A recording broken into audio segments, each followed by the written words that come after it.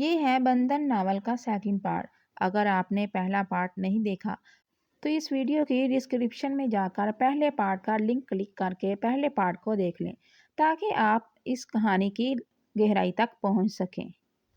چلیے شروع کرتے ہیں اپنے ناول کو۔ بریرہ نے اپنا ماضی اس کے سامنے کھول کر رکھ دیا تھا۔ وہ رات کو ارج کو سلا کر ہمیشہ کی طرح خود بھی نیچے بستر بچھا کر سو رہی تھی۔ تبھی ایک لمحے کو بالاج کا دل چاہا کہ اسے کہہ دے کہ وہ اتنی ٹھنڈ میں نیچے کیوں سو رہی ہے، لیکن اگلے ہی لمحے اس کی نظر شانزے کی دلہن بنی تصویر پر پڑی تھی۔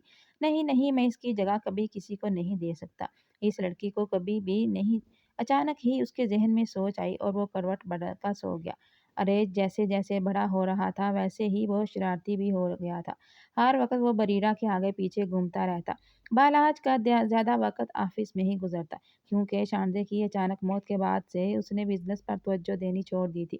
وہ رات کو آفس سے گھر آتا تھا جب تک ارج بھی سو چکا ہوتا تھا۔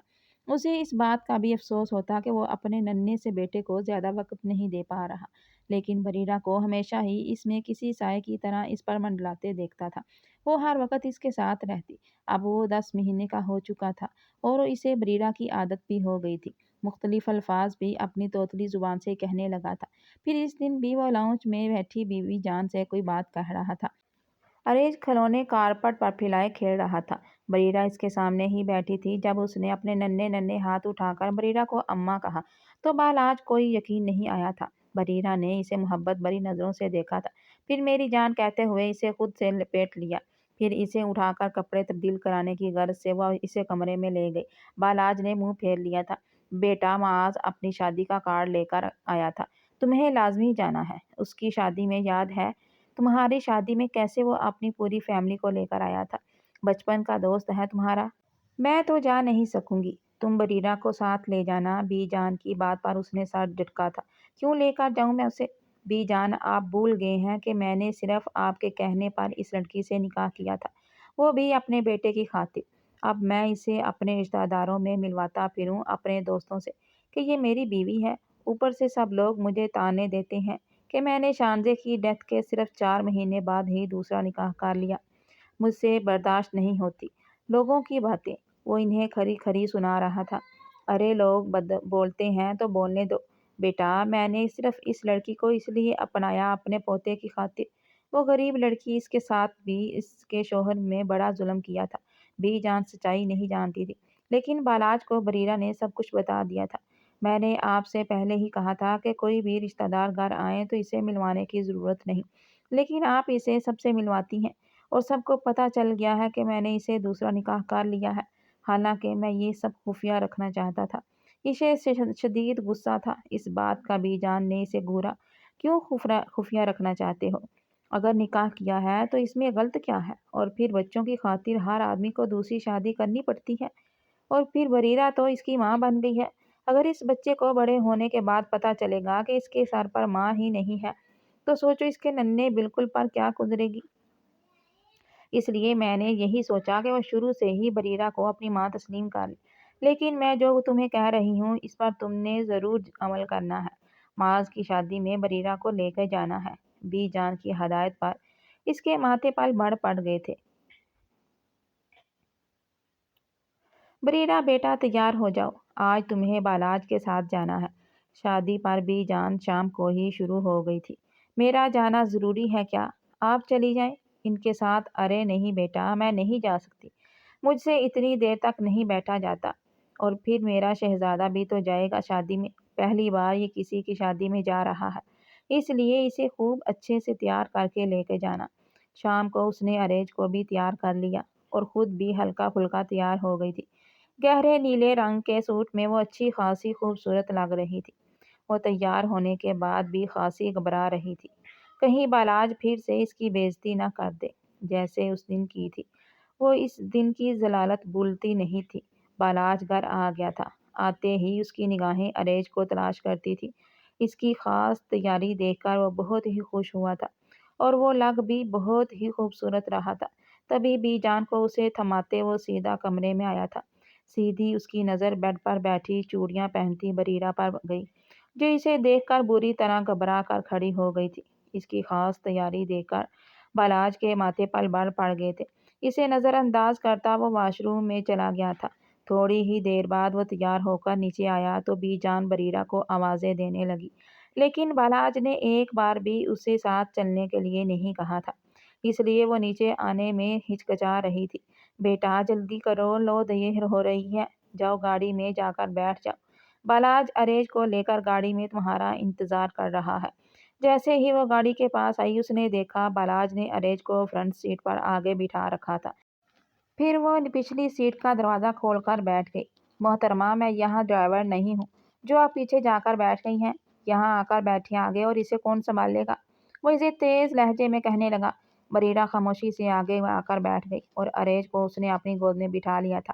اماں سکینہ دور کھڑی اپنی بیٹی کو دیکھ رہی تھی جو آگے فرنٹ سیٹ پر بیٹھی تھی۔ ان کی آنکھوں میں آنسو تھے، اپنی بیٹی کو خوش رہنے کی دعائیں دے رہی تھی۔ جو اذیت اس نے سہی تھی اس کا ازالہ ممکن نہیں تھا، لیکن اگر بالاج خانزادہ جیسا ہمسفر اسے نصیب ہو گیا تھا تو اللہ نے اس کے لیے کچھ اچھا ہی سوچ رکھا تھا۔ شادی میں معاذ کے سارے گھر والے اس سے ملنے آ رہے تھے۔ بالاج کی وجہ سے اسے بہت پروٹوکول مل رہا تھا، لیکن وہ اتنے بڑے بڑے لوگوں میں بالکل بھی ایزی فیل نہیں کر رہی تھی۔ وہ جانتی تھی کہ وہ ایک غریب گھرانے سے تھی، یہ طور طریقے سیکھنے میں بھی ابھی اسے وقت لگنا تھا، تبھی وہ ایک کونے میں سمٹی بیٹھی تھی۔ ارج کو بالاج نے اپنی گود میں اٹھا رکھا تھا، تبھی اتنے ہجوم میں اس کی نظر ایک نوجوان پر پڑی تھی جو بڑی دلچسپ نظروں سے اسے دیکھ جا رہا تھا۔ وہ اس کی نظروں سے کوفت محسوس کر رہی تھی۔ جب اس کا یوں گھورنا بند نہ ہوا تو وہ بیزار ہو کر اٹھ کھڑی ہوئی۔ اس کی نگاہیں بالاج کو تلاش کر رہی تھی۔ تبھی وہ اسٹیج پر کھڑا ہوا دکھائی دیا، لیکن ارج اس کی گود میں نہیں تھا۔ وہ پریشان سی ہو کر اس کے پاس آئی تھی۔ ارج کہاں ہے؟ وہ بڑی حق سے اسے پوچھ رہی تھی۔ بالاج نے اسے گھور کر دیکھا۔ اسے سامیہ لے کر گئی ہے۔ سامیہ معاذ کی بہن تھی۔ اس کے کہنے پر وہ وہیں کھڑی رہی تو بالاج اس کے کان میں تیز لہجے میں سرگوشی کرنے لگا۔ یہاں پر کیوں کھڑی ہو؟ دیکھ نہیں رہی کتنا رش ہے جینٹس کا؟ جاؤ جا کر ٹیبل پر بیٹھو۔ اسے بریرہ کچھ گھبرائی ہوئی لگ رہی تھی۔ گھر چلیں، مجھے بہت گھبراہٹ ہو رہی ہے، عجیب سی طبیعت ہو رہی ہے میری۔ بریرہ کے ہاتھوں میں ٹھنڈے پسینے آ رہے تھے۔ اسے اس آدمی کا خوف تھا جو نہ جانے اسے کیوں ایسے گور گور کر دیکھ رہا تھا۔ ابھی تھوڑی دیر انتظار کرو، چلتے ہیں۔ گھر بالاج نے اسے چپ کروا دیا تھا۔ وہ واپس آ کر ٹیبل پر بیٹھ گئی تھی۔ اس کے سامنے بیٹھی عورت مسکراتے ہوئے اسے دیکھنے لگی۔ کیا نام ہے بیٹا تمہارا؟ وہ بریرہ سے پوچھ رہی تھی۔ بریرہ نے اسے اپنا نام بتایا تو کہنے لگی، بیٹا اپنا ایڈریس بھی بتا دو مجھے۔ ذرا سا میرا بیٹا ہے، 3-4 سالوں سے اسے میں کہہ رہی ہوں کہ اب کسی لڑکی کو پسند کر کے شادی کر لو، لیکن اسے کوئی لڑکی پسند ہی نہیں آتی، لیکن اب کہہ رہا ہے کہ جو یہ نیلے کپڑوں میں لڑکی ہے یہ بہت ہی خوبصورت ہے، میں اس سے شادی کروں گا، اس لیے میں تمہارا ایڈریس پوچھ رہی ہوں۔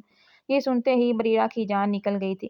وہ تیزی سے اٹھ کھڑی ہوئی۔ میں شادی شدہ ہوں، ایک بچہ ہے میرا۔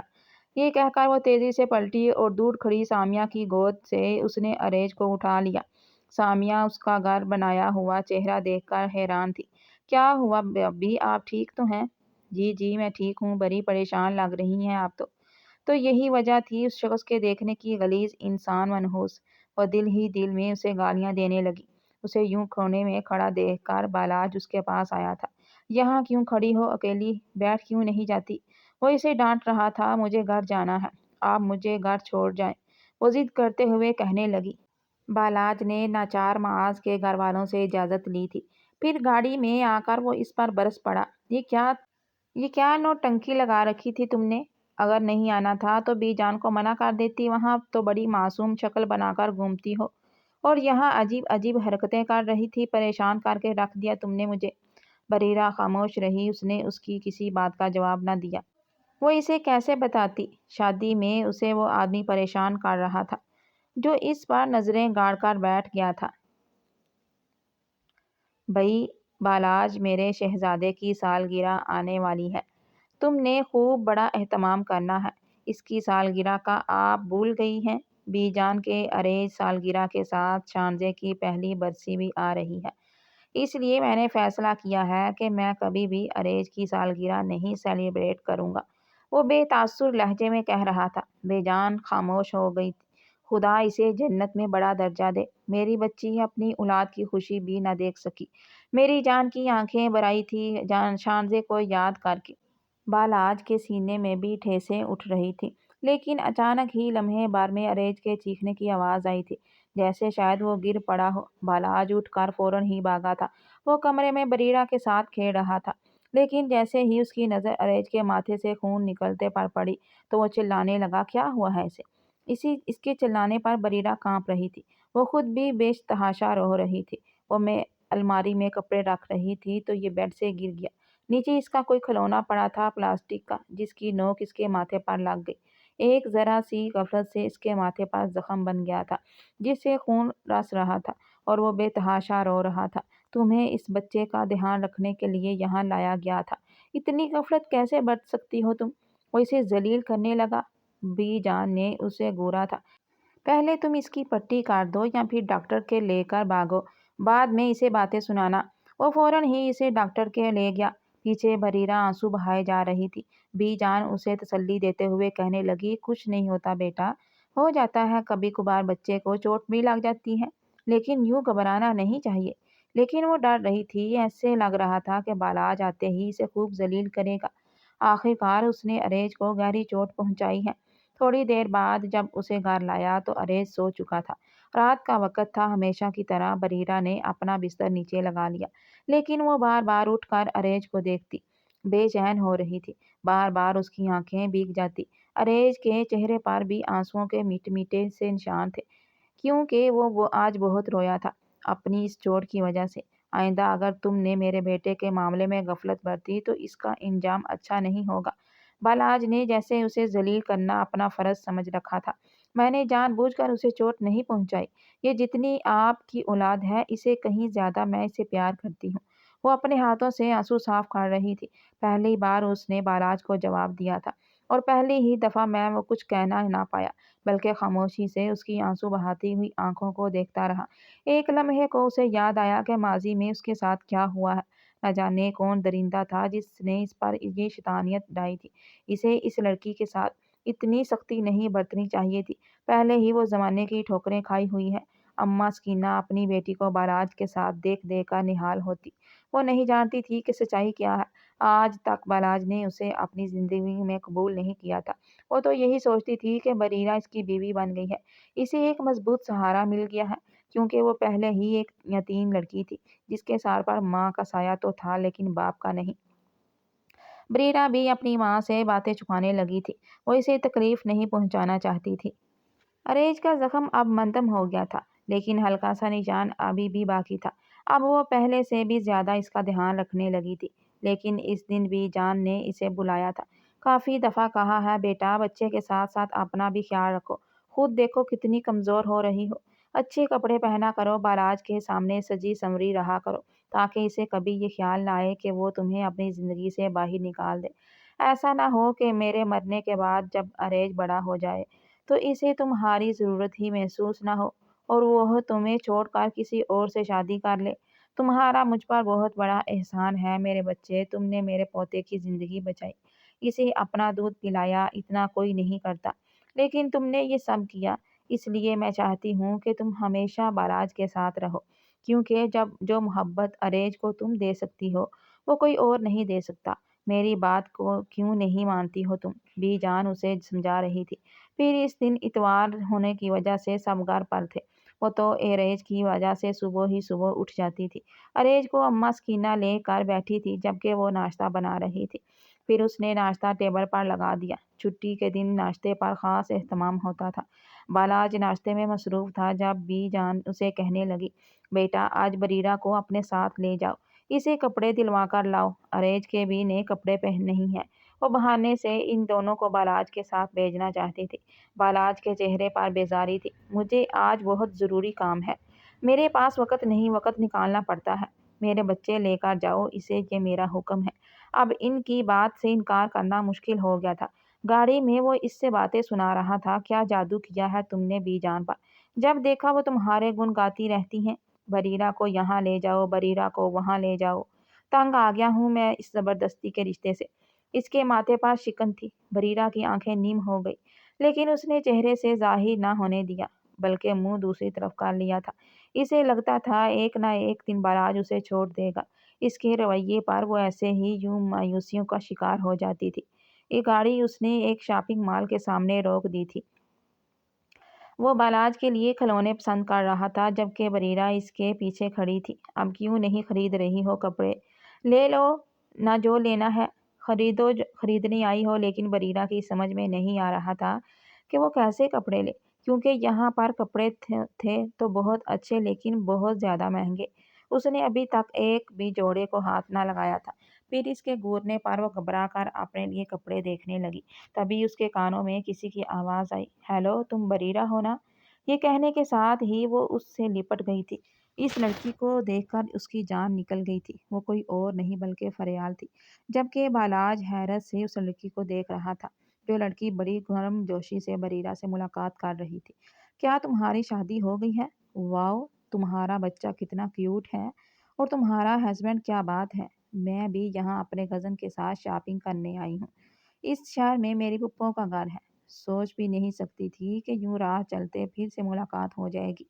वो बड़ी पुरजोश थी, लेकिन बरीरा के चेहरे पर खौफ की परछाई थी, क्योंकि बालाज के चेहरे के तासुरात बदलते जा रहे थे। बरीरा के साथ इस लड़की के घर में क्या हुआ था, क़यामत टूट पड़ी थी। इसके किसी रिश्तेदार ने इतना बड़ा जुर्म किया था और इसमें इस लड़की को ज़रा बराबर भी इल्म नहीं था, जबकि वो इसे अपना गहरी दोस्त कहती थी। वैसे तुम्हारे हस्बैंड का नाम क्या है? सच में ही तुम दोनों का मचलना बड़ा शानदार है। बरीरा के चेहरे की रंगत फीकी पड़ती जा रही थी, जबकि फरियाल इसे कह रही थी कि वो इसे इसके घर मिलने आएगी। लेकिन बरीरा इसकी शक्ल भी नहीं देखना चाहती थी। तभी इसे कुछ कहे बिना वो तेजी से पलटी और वहां से जाने लगी। फरियाल उसे आवाज़ें दे रही थी, लेकिन उसे किसी किस्म की कोई आवाज़ सुनाई नहीं दे रही थी। और रात एक भयानक ख्वाब की तरह उसके सामने आ गया था। बालाज ने ही इसके लिए 4-5 जोड़े खरीद लिए थे और अरेज के लिए भी ढेर सारे कपड़े और खिलौने वो गाड़ी की डिग्गी में रख रहा था। लेकिन बरीरा की हालत वो उस वक़्त समझ सकता था कि वो कैसा महसूस कर रही होगी।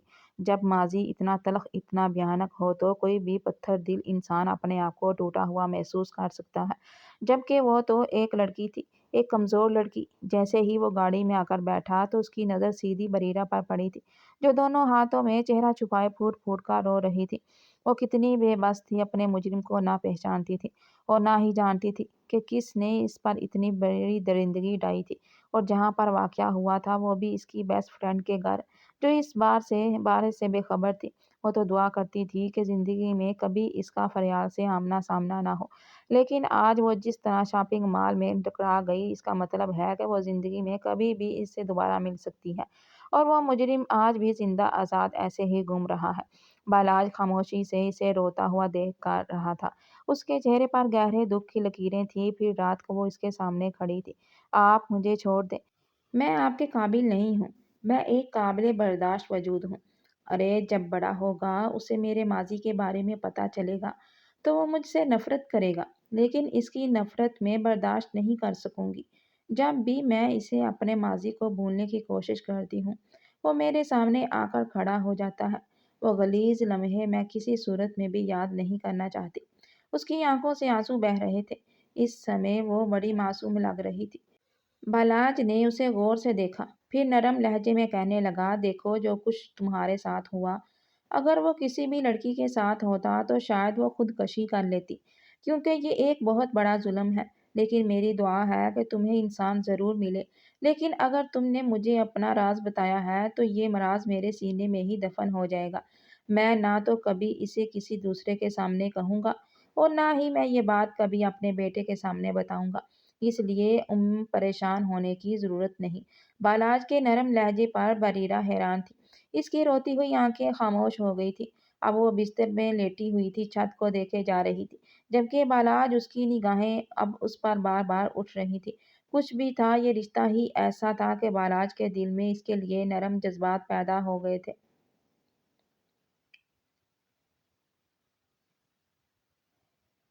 बालाज और बरीरा के दरमियान मियाँ बीवी वाला कोई रिश्ता नहीं था। अभी तक वो ज़मीन पर बिस्तर बिछाकर ही सोती थी। अरेज अब 2 साल का होने वाला था, لیکن وقت کے ساتھ ساتھ بالاج کا رویہ بریرہ کے ساتھ قدرے نرم ہو گیا تھا، لیکن اس نے ابھی تک اسے بیوی کا حق نہیں دیا تھا۔ وہ آج بھی اپنی باتیں، اپنے مسئلے خود تک ہی رکھتا تھا۔ لیکن اس دن شانزے کی مدر راحیلہ بیگم ارینج کو دیکھنے آئی تھی۔ وہ پوری فیملی کینیڈا میں مقیم تھی، اس لیے ان کا روز روز آنا جانا نہیں ہوتا تھا۔ تم تو ہو وہ لڑکی جس نے میری بیٹی کی جگہ لی ہے۔ بالاج تو شانزے سے بڑی محبت کے دعوے کرتا تھا، اور اس کے مرنے کے چند ماہ بعد ہی اس نے دوسری شادی کر لی، وہ بھی اس لڑکی سے جو کسی بھی طرح سے اس کے لائق نہیں ہے۔ راحیلہ بیگم کے انداز میں نفرت تھی۔ بی جان نرمی سے اسے کہنے لگی، ارے نہیں راحیلہ، میرے ہی کہنے پر بالاج میں اس نے شادی کی ہے، کیونکہ ارینج کی زندگی بچانا مشکل ہو گئی تھی۔ پھر بریرہ کا ہم پر احسان ہے کہ اس نے برے وقت میں ہمارا ساتھ دیا۔ یہ ارینج کی رضائی ماں ہے، بہت خیال رکھتی ہے، اپنی اولاد سمجھتی ہے۔ اسے تو یہ شادی شدہ لڑکی ہے نا، آپ نے بتایا تھا۔ بالاج کے لیے لڑکیوں کی کیا کمی تھی؟ اسے تو کسی کنواری لڑکی کا بھی رشتہ مل جاتا آسانی سے، اور آپ نے اس کی شادی پہلے سے طلاق یافتہ لڑکی سے کر دی۔ راحیلہ کی آواز میں نفرت کی پھونکار تھی۔ لڑکیاں تو بہت سی مل جاتی، لیکن ارینج کو ماں نہیں ملتی۔ اس سے پیدا کرنے والی ماں شانزے ہے، اور پالنے والی بریرہ۔ بی جان نے بھی انہیں صاف کہہ دیا تھا، جبکہ بریرہ کی آنکھیں بھی بھیگ گئی تھیں اپنی کم میائی کے احساس سے۔ وہ ہرگز بالاج کے لائق نہیں تھی، جبھی تو اس نے ابھی تک اسے بیوی والا درجہ نہیں دیا تھا۔ وہ سوچتی کہ شاید جب ارینج تھوڑا بڑا ہو جائے گا تو وہ اسے چھوڑ کر کسی اور لڑکی سے شادی کر لے گا۔ بریرہ کو اس بات پر پورا یقین تھا۔ کچھ راحیلہ کی باتیں، کچھ اس کی اپنی سوچیں، اپنے جسم کی کمزوری خیال نہ رکھنے کی وجہ سے وہ ایک مشکل زندگی جی رہی تھی۔ اسے یہ زندگی بہت گھٹن زدہ محسوس ہوتی۔ رات کو سوتے سوتے اس کی طبیعت خراب ہو گئی تھی۔ آدھی رات کو آنکھ کھلی تو وہ بخار میں تپ رہی تھی۔ 2 سال کا ارینج اب زیادہ تنگ تو نہیں کرتا تھا، لیکن ابھی بھی اسے بریرہ ہی ہر وقت اپنے پاس چاہیے ہوتی تھی۔ لیکن وہ بخار میں جل رہی تھی۔ اس نے سوچا کہ اماں سے گولیاں ہی لے آتی ہوں، شاید بخار اتر جائے۔ جیسے ہی وہ اٹھنے لگی، اچانک اتنی زوردار چکر آئے کہ اس کی آنکھوں کے سامنے اندھیرا چھا گیا۔ پاس پڑا گلدان زمین پر گر گیا تھا۔ کسی شور سے بالاج کی بھی آنکھ کھل گئی۔ وہ ایک دم چونک کر اٹھا تھا۔ بریرہ نیم بے ہوش سی بیٹھی تھی، بخار کی شدت اس پر حاوی تھی۔ تبھی وہ اٹھ کر اس کے پاس آیا۔ وہ، میری طبیعت ٹھیک نہیں، آپ ارینج کو دیکھ لیجیے گا، میں اماں کے پاس جا رہی ہوں۔ اچانک ہی بالاج نے اس کا ہاتھ چھوا تو جیسے کسی انگارے کو چھو لیا ہو۔ رک جاؤ، آدھی رات کو وہاں جا رہی ہو، پریشان ہو جائیں گی تمہاری ماں۔ یہاں بیٹھو، میں تمہیں ٹیبلٹ دیتا ہوں۔ بالاج کے کہنے پر وہ وہیں بیٹھ گئی تھی۔ ویسے ہی بخار کی حالت میں اسے کوئی ہوش نہ تھا۔ اس کا بستر نیچے فرش پر ہونے کی وجہ سے اچھا خاصا ٹھنڈا ہو رہا تھا، یوں بخار میں اسے اور زیادہ ٹھنڈ لگتی۔ کبھی بالاج نے نرمی سے کہا، اوپر جا کر لیٹو۔ نہیں، میں یہیں پر ٹھیک ہوں۔ وہ وہیں پر لیٹنے لگی تو بالاج نے نرمی سے اس کا بازو پکڑا اور اسے بستر تک لے آیا۔ وہ اس کے کہنے پر وہیں پر لیٹ گئی۔ گولیاں کھا کر بے ہوش و حواس بیگانہ ہو گئی تھی۔ بالاج بھی اس کے برابر میں لیٹ گیا تھا، لیکن اس کے وجود سے اٹھتی خوشبو سے بے چین کر رہی تھی۔ تبھی اسے اپنے آپ سنبھالنا بہت مشکل ہو گیا تھا۔ وہ ایک مرد تھا، کب تک اپنی ضرورتوں کو نظر انداز کرتا؟ ابھی بھی بریرہ کو اتنے نزدیک دیکھ کر اسے اپنے جذبات پر قابو پانا بہت مشکل ہو گیا تھا۔ ویسے ہی کئی دنوں سے وہ سوچ رہا تھا کہ وہ اسے اپنی زندگی میں قبول کر لے، کیونکہ 2 سال ہو گئے تھے ان کے نکاح کو۔ جس طرح سے اس نے اس کے بچے کو سنبھال رکھا تھا، اب اسے نہیں لگتا تھا کہ وہ کبھی اس رشتے کو ختم کر سکتا ہے۔ ابھی بھی اسے یوں بخار میں تڑپتا دیکھ کر وہ حقیقتاً پریشان ہو گیا تھا۔ صبح ارینج نے رونا شروع کر دیا تھا۔ بالاج نے سکینہ کو بلا لیا۔ آپ کی بیٹی کی طبیعت ٹھیک نہیں ہے، جب تک آپ اسے سنبھالیں، اس نے بی جان کو بتا دیا تھا۔ بی جان بریرہ کی حالت دیکھ کر پریشان ہو گئی تھی، لیکن بالاج اسے اس حالت میں چھوڑ کر آفس جا چکا تھا۔ وہ اہم میٹنگ میں مصروف تھا جب بی جان کی کال آئی تھی، بیٹا جلدی گھر پہنچو، بریرہ کی حالت خراب ہے، وہ بخار میں تڑپ رہی ہے۔ وہ جھنجھلا کر رہ گیا۔ اوہ، تو میں کیا کروں گا آ کر؟ آپ اسے ڈرائیور کے ساتھ ڈاکٹر کے لے جائیں۔ جاؤ، میں نے اپنے بچے کو سنبھال رکھا ہے، سکینہ بھی میرے ساتھ ہیں، تم آؤ بس جلدی اور اسے ڈاکٹر کے پاس لے کر جاؤ۔ مجھے بہت پریشانی ہو رہی ہے اسے دیکھ دیکھ کر۔ ناچارہ وہ میٹنگ ادھوری چھوڑ کر گھر پہنچا تھا۔ جیسے ہی اس کی پیشانی کو چھوا تو حیران رہ گیا۔ وہ بخار میں بری طرح جل رہی تھی۔ بمشکل اسے گاڑی میں بٹھا کر ڈاکٹر کے پاس لے گیا۔ ڈاکٹر نے پریشانی سے اسے دیکھا، کہنے لگا انہیں 101 بخار ہے، میرا خیال ہے کہ آپ انہیں ہاسپٹل میں ایڈمٹ کروا دیں۔ بریرہ نیم بے ہوش سی تھی۔ بالاج پریشان ہو کر کہنے لگا لیکن ڈاکٹر صاحب میرا بیٹا ہے چھوٹا 2 سال کا، وہ ان کے بغیر نہیں رہ سکتا، ہسپتال میں تو بہت پریشانی ہو جائے گی، آپ اچھی ٹریٹمنٹ دیجیے، گھر پر میں ان کا بہت خیال رکھوں گا۔ وہ اسے کہہ کر گھر لے آیا تھا۔ گولیاں وغیرہ کھا کر وہ گہری نیند میں چلی گئی تھی، جبکہ اریج بری طرح مچل رہا تھا۔ اس کے پاس جانے کے لیے بی جان نے اسے اپنے پاس سنبھال رکھا تھا۔ سکینہ بھی بیٹی کی حالت دیکھ کر پریشان تھی۔ وہ جانتی تھی کہ ماضی میں ہونے والے واقعات جس کی اذیت نام سوچیں اس کی بیٹی کو پریشان کیے رکھتی ہیں۔ پہلے ہی دن ان دونوں قریب ماں بیٹی کے ساتھ بڑا ظلم ہوا تھا۔ سکینہ کو یوں روتا دیکھ کر بالاج نے انہیں تسلی دی تھی، پریشان مت ہوں، بہتر ہو جائے گی آپ کی بیٹی، اچھے ڈاکٹر سے دوائی لی ہے، فکر کرنے کی ضرورت نہیں ہے۔ آج رات وہی اریج کو سنبھال رہا تھا اور اسے معلوم ہو گیا تھا کہ بچے کو سنبھالنا کس قدر مشکل ہے۔ 2 دن کے ننھے سے بچے کو بریرہ نے تنہا پالا تھا، اور ایسے میں جب اسے بچے کے پالنے کا کوئی تجربہ بھی نہیں تھا اور ابو وہ بخار میں بے سدھ پڑی تھی، بڑی مشکل سے اس نے اریج کو سلایا تھا۔ پھر وہ بریرہ کے قریب بیٹھ گیا، ہاتھ لگا کر اس کی پیشانی چھوئی، بخار قدرے بہتر تھا۔ پھر اس نے بھی خدا کا شکر ادا کیا کہ اس کا بخار کم ہو گیا ہے۔ اگلے دن بڑا روشن اور خوشگوار تھا۔ وہ گھر پر ہی تھی کیونکہ اتوار ہونے کی وجہ سے آج آفس کی چھٹی تھی۔ اس نے سارے بزنس کے امور مینیجر کو اچھی طرح سمجھا دیے تھے۔ خود وہ اپنے بیٹے کے ساتھ وقت گزارنا چاہتا تھا، لیکن اس کی نظریں کسی اور کو ہی دیکھ رہی تھی۔ فیروزی رنگ کا سوٹ پہنے وہ اس کے سامنے بیٹھی تھی۔ طبیعت بہتر ہونے کے بعد وہ اب بالکل فریش لگ رہی تھی۔ بی جان سے نہ جانے کس موضوع پر بات کر رہی تھی۔ اسے محسوس ہو رہا تھا کہ بالاج اسے دیکھنے جا رہا ہے۔ وہ اس کی نظروں سے گھبرا رہی تھی۔ یہ آج ان کو کیا ہو گیا ہے، دل ہی دل میں سوچتی تو اٹھ کر کچن میں اماں کے پاس آ گئی، جس نے پائے چڑھا رکھے تھے۔ آج بالاج صاحب کا پسندیدہ کھانا بنا رہی ہوں، پائے کا سالن، انہیں بہت پسند ہے، وہ بریرہ کو بتانے لگی۔ وہ اماں کی مدد کروا رہی تھی۔ جب بالاج کچن میں چلا آیا، تم کمرے میں آؤ، کچھ بات کرنی ہے۔ بالاج کے کہنے پر اس کا دل بری طرح دھڑکنے لگا، کہہ کر وہ واپس پلٹ گیا تھا، جبکہ اماں اسے کہنے لگی کیا میری بیٹی پوچھ کے آ کے کیا بات ہے، اپنے شوہر کی بات کو اسی وقت اہمیت دیا کر میری بچی۔ اماں ایسے ہی باتیں کیا کرتی تھی۔ وہ گھبرا کر سوچ رہی تھی کہ کہیں اس سے کوئی غلطی تو نہیں ہو گئی۔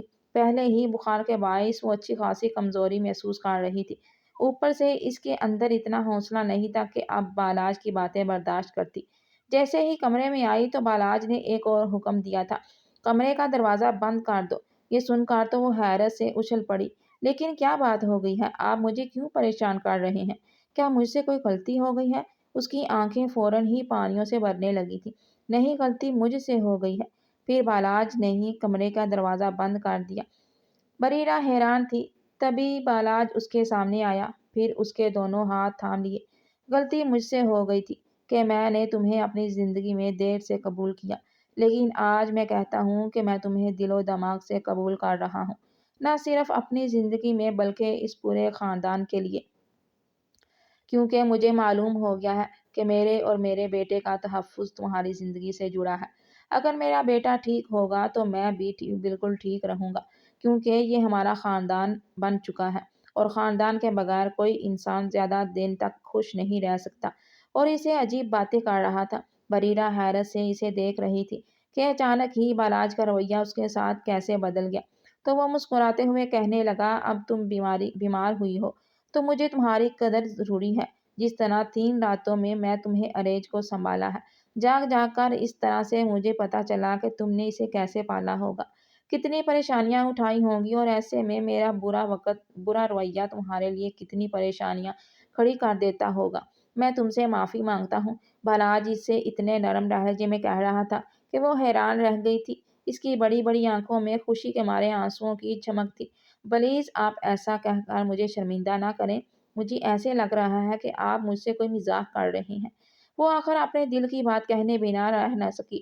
بالاج مسکرا دیا، میرا خیال ہے کہ 2 سال بہت ہوتے ہیں، ایک دوسرے کو سمجھنے کے لیے۔ میں نے بھی ان 2 سالوں میں تمہیں بہت اچھے سے سمجھ لیا ہے۔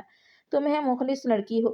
شانزے کے بعد تم ہی وہ لڑکی ہو سکتی ہو جو مجھے اور میرے بیٹے کو سنبھال لیتی، اور تم نے ایسا ہی کیا۔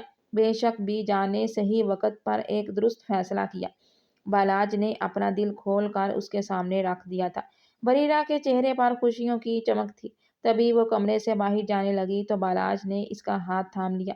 لیکن ایک وعدہ ہے میرا تم سے، جس نے بھی تمہارے ساتھ وہ درندگی کی تھی، میں اسے بے نقاب کر کے رہوں گا۔ اس کے منہ سے یہ بات سن کر بریرہ کے چہرے کا رنگ بدل گیا تھا۔ وہ ایک بار پھر سے اسی مقام پر آ کر کھڑی ہو گئی تھی جہاں سے پلٹنا اس کے لیے بہت مشکل ہو جاتا تھا۔ وہ سر جھکا کر کہنے لگی، لیکن میں اپنے ماضی میں دوبارہ قدم نہیں رکھنا چاہتی۔ جب بھی اس بات کو سوچتی ہوں تو مجھ پر قیامت گزر جاتی ہے۔ بار بار میرے زخم بھرے ہو جاتے ہیں۔ وہ آنسوؤں سے رو رہی تھی۔ بالاج نے اس کے آنسو صاف کیے، پھر نرمی سے کہنے لگا، دل تو چاہتا ہے کہ ابھی اس کا پتہ لگا لوں، کیونکہ یہ بہت آسان ہے، لیکن تم اس بات کی اجازت نہیں دے رہی۔ لیکن اگر قدرت نے چاہا تو وہ خود تمہارے سامنے آ کر تم سے معافی مانگے گا، کیونکہ یہ دنیا ایک مکافات عمل ہے۔ جو اس نے درندگی کی ہے، اسے کبھی نہ کبھی اس بات کی سزا ضرور ملے گی۔ بالاج نے اسے یقین دہانی کروائی تھی۔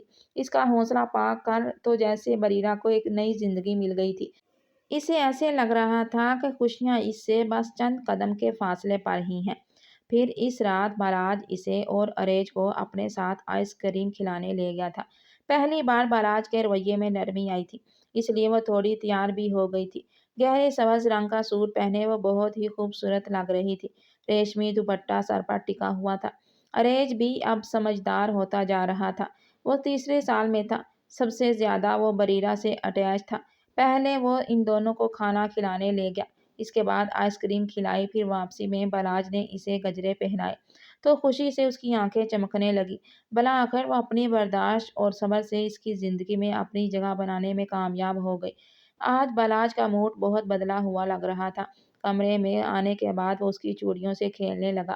اریج بھی بیڈ پر بیٹھا اپنے کھلونوں سے کھیل رہا تھا۔ رات کے 11 بج رہے تھے، لیکن اس کی آنکھوں میں نیند کا نام و نشان بھی نہیں تھا۔ آج اسے اپنی اماں بی کے کمرے میں چھوڑاؤ، وہ اسے سنبھال لیں گی۔ جی نہیں، میں اسے ایک منٹ کے لیے بھی خود سے جدا نہیں کروں گی۔ بالاج کی بات سن کر اس کا دل بری طرح دھڑکنے لگا۔ وہ دیکھ چکی تھی کہ آج اس کی آنکھوں میں ایک التجا ہے، ایک خواہش۔ وہ اس سے بار بار نظریں چرا رہی تھی، لیکن وہ اس کا شوہر تھا، اس پر حق رکھتا تھا۔ پھر اریج کے سو جانے کے بعد وہ دونوں کافی دیر سے ایک دوسرے سے باتیں کرتے رہے۔ آخر بالاج نہیں کہا تھا، بس بہت رات ہو گئی ہے، اب سو جاتے ہیں، صبح مجھے آفس بھی جانا ہے۔ یہ کہتے ہی وہ لائٹ بند کرنے لگا۔ بریرہ بھی اٹھ کر اپنے بستر میں جانے لگی تھی کہ اچانک ہی بالاج نے اس کا ہاتھ تھام لیا۔ اس کا دل بری طرح دھڑکنے لگا۔ وہ جان چکی تھی کہ آج اس کے ارادے کیا ہیں۔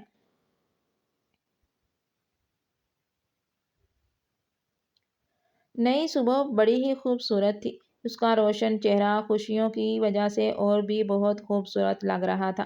وہ لان میں اریج کے ساتھ کھیل رہی تھی۔ جب بی جان نے اسے بلوایا، وہ اریج کو لے کر جیسے ہی اندر آئی تو اس کے پیروں تلے سے زمین نکل گئی تھی۔ سامنے فریال بیٹھی تھی، جو اسے دیکھتے ہی اٹھ کھڑی ہوئی۔ کیسی ہو بریرہ؟ میں تم سے ملنے آئی ہوں۔ اس کے چہرے پر کچھ پریشانی تھی، لیکن فریال کا آنا اسے ذرا بھی اچھا نہ لگا تھا۔ اسے نہ صرف فریال سے بلکہ اس کے پورے خاندان سے نفرت ہو گئی تھی۔ لیکن فریال آج بڑی بے بس لگ رہی تھی۔ پلیز میرے ساتھ چلو، کسی کی زندگی بہت مشکل میں ہے، وہ تم سے کوئی بات کرنا چاہتا ہے۔ فریال کے منہ سے یہ بات سن کر اس کی جان نکل گئی تھی۔ وہ پھٹی پھٹی نگاہوں سے اس کی طرف دیکھ رہی تھی۔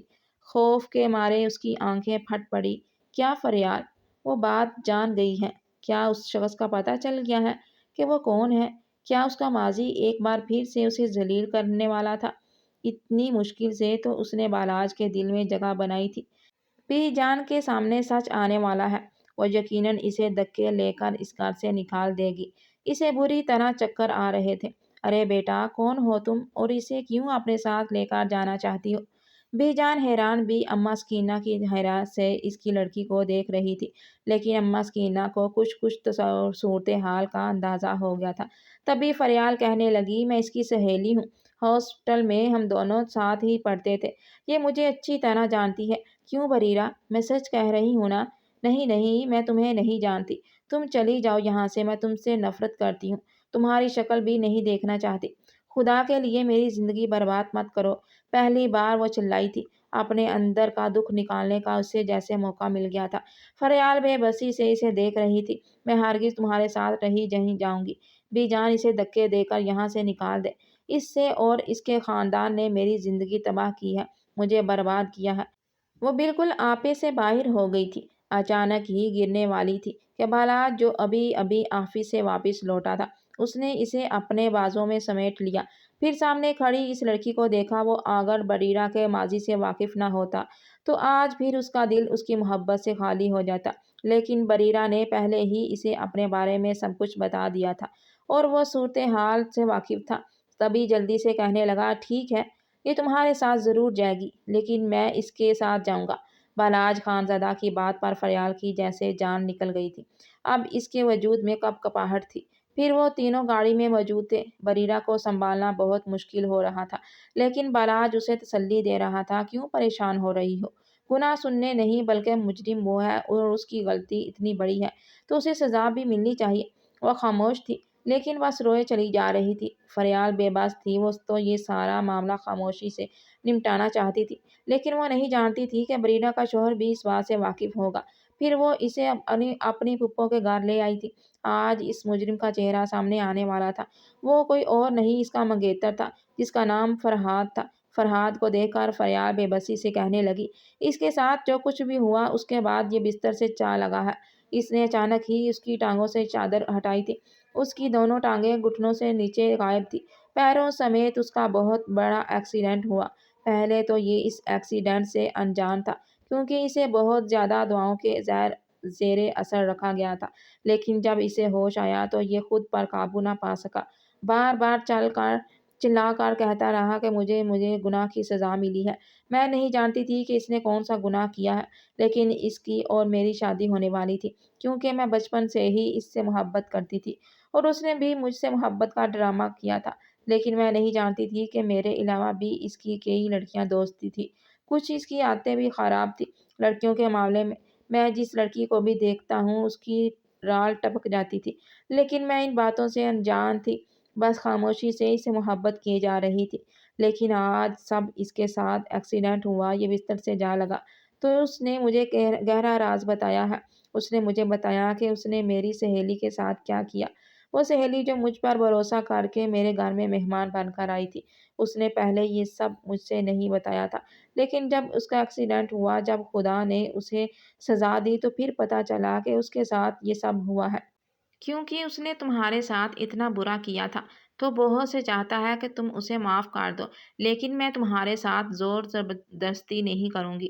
فریال اسے بے بسی سے کہہ رہی تھی۔ بالاج نے بریرہ کے کندھے پر ہاتھ رکھا ہوا تھا، جو کھڑی کانپ رہی تھی۔ کیا کہا تم نے فریال؟ میں اسے معاف کر دوں؟ اس درندے کو جس نے میری عزت سے کھیلا، جس نے رات کے اندھیرے میں مجھ پر حملہ کیا؟ یہ انسان معاف کہلانے کے لائق نہیں، یہ صرف سزا کے لائق ہے۔ خدا نے اسے سزا دی ہے، لیکن میں اسے کبھی معاف نہیں کروں گی۔ جیسے درندے نے نہ جانے کتنی لڑکیوں کی زندگی برباد کی ہوگی، بنا یہ دیکھے کہ ان کے اس گناہ سے ان کی پوری زندگی برباد ہو گئی ہے۔ کتنے خواب آنکھوں نے نوچ لیے گئے ہیں۔ اگر میں اسے معاف کر بھی دوں تو وہ بچہ، اس کا کیا قصور تھا؟ اس بچے نے تو دنیا میں آ کر آنکھیں بھی نہیں کھولی، کیونکہ وہ پہلے سے ہی جانتا تھا کہ میں ناجائز ہوں۔ اگر میں اس دنیا میں آ گیا تو لوگ مجھ سے سوال کریں گے، لوگ پوچھیں گے کہ میں کس حق سے اس دنیا میں آیا ہوں۔ میں تو ایک گناہ کا نتیجہ ہوں۔ اس نے آنے سے پہلے ہی آنکھیں بند کر لی تھی۔ اس نے سانس لینا چھوڑ دیا تھا، کیونکہ وہ جانتا تھا کہ یہ دنیا ایسے ہی درندوں سے بھری ہوئی ہے۔ تم صرف میری عزت کے قاتل نہیں ہو، تم نے اس معصوم کا بھی خون کیا ہے۔ قیامت کے روز نہ صرف میں بلکہ وہ معصوم بھی تم سے سوال کرے گا کہ اسے کس بات کی سزا دی گئی تھی، کیوں اسے دنیا میں لایا گیا، وہ بھی ایک ناجائز طریقے سے۔ میں تم پر تھوکتی ہوں، تم ساری زندگی ایسے ہی تڑپتے رہو گے۔ اپنے اس گناہ کو لے کر وہ چیخ رہی تھی، چلا رہی تھی۔ اس نے اپنے دل کا اتارا بوجھ اتار پھینکا تھا، کیونکہ وہ جو وزن اس کے دل پر رکھا ہوا تھا وہ بہت ہی بھاری ہو گیا تھا۔ اسے اٹھانا بہت مشکل تھا۔ اس نے نفرت سے اس انسان کی طرف دیکھا جو سر جھکائے آنسو بہا رہا تھا۔ اس کی آنکھوں میں آنسو بے بسی تھے، جسم میں لاچاری تھی۔ وہ اپنے قدموں پر چل نہیں سکتا تھا اور آج وہ اس کے سامنے معافی مانگ رہا تھا۔ وہ صرف نفرت کے لائق تھا۔ آخری نظر اس کے چہرے پر نفرت سے ڈالتی وہ باہر آ گئی تھی۔ بالاج اس کے پیچھے ہی تھا۔ پھر جیسے ہی وہ گاڑی میں بیٹھی تو بالاج کے سینے سے لگی۔ وہ پھوٹ پھوٹ کر رونے لگی۔ بالاج نے اسے رونے دیا۔ آج اسے سارے دل کا غبار اتار لینا چاہیے تھا۔ پھر اس کا سر تھکتے ہوئے کہنے لگا، تم نے بہت اچھا فیصلہ کیا۔ اگر تم اسے معاف کر دیتی تو میں تمہیں معاف نہیں کرتا کہ تم نے اسے کیوں سزا کے لائق نہیں سمجھا۔ ان کے ساتھ ایسا نہیں کرنا چاہیے۔ اگر یہ اس حال میں نہیں ہوتا تو میں ضرور اسے پھانسی کے پھندے تک پہنچاتا۔ لیکن خیر، اب یہ قصہ ماضی کا قصہ ہو گیا ہے۔ اب نہ تم کبھی اس پر بات کرو گی اور نہ ہی میں کبھی تمہارے سامنے یہ ذکر چھیڑوں گا۔ میں نے تمہاری فرینڈ سے بھی کہہ دیا ہے کہ وہ آئندہ تمہارے سامنے کبھی نہ آئے، کیونکہ جب وہ تمہارے سامنے آئے گی تو تمہیں پھر سے یہ تکلیف دہ باتیں یاد آئیں گی۔ اب اپنا چہرہ ٹھیک کر لو، ہم گھر جا رہے ہیں، وہ پیار سے کہنے لگا۔ پھر وہ دونوں گھر آ گئے تھے۔ ان کی زندگی کی جیسے نئی شروعات ہو گئی تھی۔ کافی دنوں سے وہ اپنی طبیعت کچھ بہتر محسوس نہیں کر رہی تھی۔ اچانک ہی کسی بھی چیز کو کھا کر یا دیکھ کر اسے متلی سی محسوس ہوتی۔ جب اس نے یہ ذکر بالاج کے سامنے چھیڑا تو مسکرا دیا۔ لگتا ہے کہ اریج کا کوئی بھائی یا بہن آنے والا ہے۔ یہ سنتے ہی وہ حیران رہ گئی تھی۔ پہلے بھی اس کے ساتھ یہ سب ہوا تھا، لیکن اب وہ ان باتوں کو یاد نہیں کرنا چاہتی تھی۔ پھر جب بالاج اسے ڈاکٹر کے پاس لے کر گیا تو ڈاکٹر نے بھی اس بات کی تصدیق کر دی۔ گھر میں خوشیوں کا سماں تھا۔ ننھا اریج اس کو ابھی بھی کچھ معلوم نہیں تھا، لیکن بالاج نے اسے اشارہ ہی اشارے میں بتا دیا تھا کہ اس کا کوئی چھوٹا بھائی بہن آنے والا ہے۔ پھر کئی مہینے گزر گئے۔ بالاج اس کا ہر طرح سے خیال رکھتا، کسی چیز کی کوئی کمی نہ چھوڑ رہا تھا۔ اب اکثر ہی وہ اریج کے سامنے کہتا، چھوٹا بیبی کہاں ہے؟ اریج وہ بڑیرا کے پیٹ کی طرف اشارہ کر کے کہتا، مما کی بیلی میں چھوٹا بیبی ہے پاپا۔ بریرا دونوں ہاتھوں میں چہرہ چھپا لیتی۔ بچے کے سامنے تو ایسی باتیں نہ کیا کریں۔ وہ بالاج کو گھورتی، اچھا پھر کیسی باتیں کروں، تم بتا دو۔ وہ اسے بازو میں سمیٹ لیتا۔ ہر غم کے بعد خوشی ہے اور ہر تکلیف کے بعد راحت ہے، یہ کوئی بریرا سے پوچھتا جس نے اپنی زندگی میں لاکھ تکلیفیں اٹھائی، لیکن آخر میں خدا نے اس کے نصیب میں ایک اچھی اور خوشیوں والی زندگی لکھ دی تھی۔